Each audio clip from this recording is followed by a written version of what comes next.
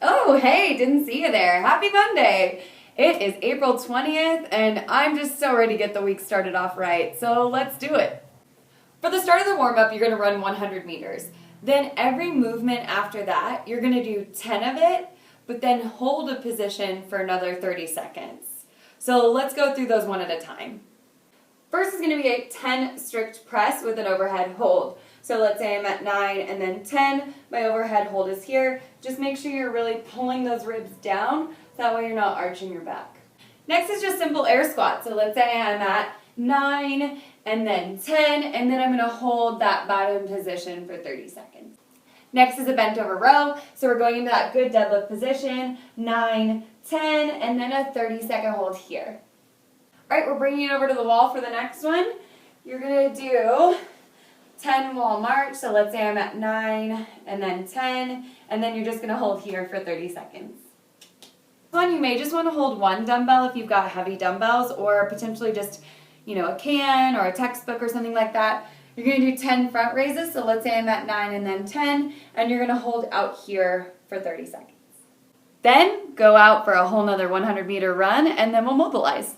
We're going to mobilize our Cossack Squats. So for the Cossack Squat, I want to make sure that one side looks like a squat, right? So my knee is turned out, my foot is flat.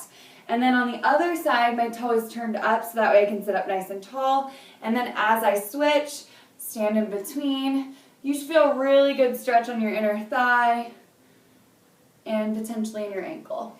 If you've got a foam roller or a lacrosse ball, feel free to use that to roll out your shoulders.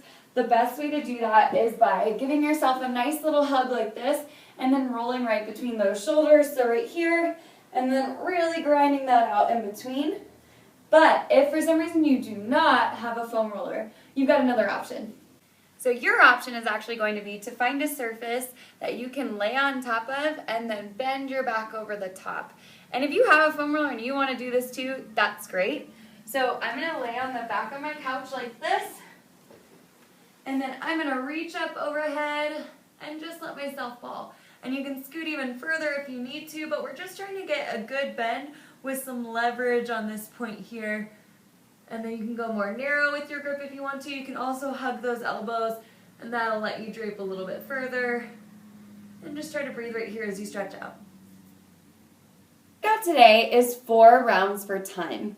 You're going to start by running 100 meters, so you'll need to have 50 meters away from your house marked out. That's going to be your turnaround point.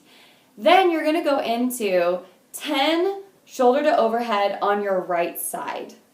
Once you've completed that, you'll do 20 just normal air squats. Then you'll go into 10 shoulder to overhead on that left side, and then topping it off with another 100-meter run.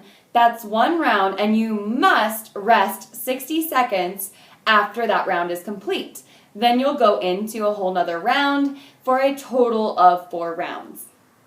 So warming up for this workout, let's do 3 strict press on this side, then 3 push press. So that's going to be bounce, press, bounce, press, bounce, press, and finally 3 push jerks. So I'm going to bounce, drop, stand, bounce, drop, stand, bounce, drop, stand. Okay, let's do that on each side.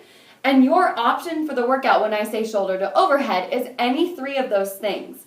I want you to try to go heavy though, so if you are going to go heavy, your best option are those push jerks so you can get underneath the dumbbell or kettlebell or whatever weight you are using. All right, let's go get into that workout. It does have a 20-minute time cap with a 16-minute goal. Let's make it happen.